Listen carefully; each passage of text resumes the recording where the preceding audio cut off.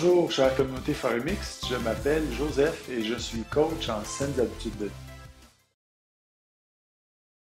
Cette semaine, je voudrais vous parler du deuxième service offert par Forex, c'est-à-dire le coaching en nutrition ou ce que j'appelle bien manger. L'inspiration du bien penser, bien manger et bien bouger me vient du Dr. James Chestnut et je vais vous mettre son site web dans les commentaires pour ceux qui sont intéressés.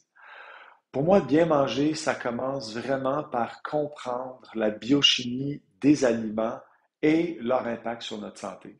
Pour moi, c'est primordial. Une fois que ça s'est compris, après ça, c'est de trouver la recette gagnante pour soi.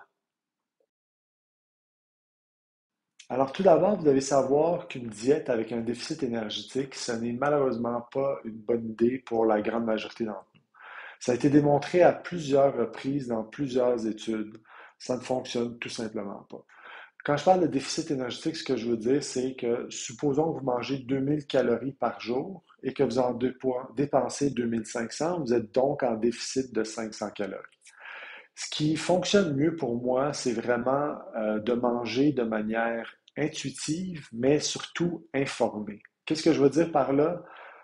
Ce serait de répondre à des questions simples que c'est quoi la différence entre 100 calories de riz et 100 calories de brocoli? Pourquoi est-ce que manger du chou frisé 3 fois par jour pendant un mois, c'est peut-être pas une bonne idée, mais manger une salade mixte 3 fois par jour pendant un mois, ça fonctionne.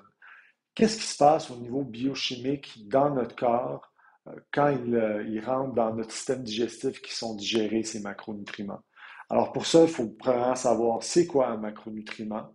Il faut savoir combien il y a de calories dans chacun des macronutriments. Il faut savoir combien de macronutriments on devrait prendre par jour. C'est quoi le ratio entre les macronutriments? Alors, il y a beaucoup de questions très simples de base, mais pour lesquelles, si vous n'avez pas de réponse, ben, c'est très difficile après ça de faire un choix éclairé sur ce que vous devriez manger. L'important, ultimement, c'est que vous soyez heureux de votre corps et de l'atteinte de vos objectifs ou non.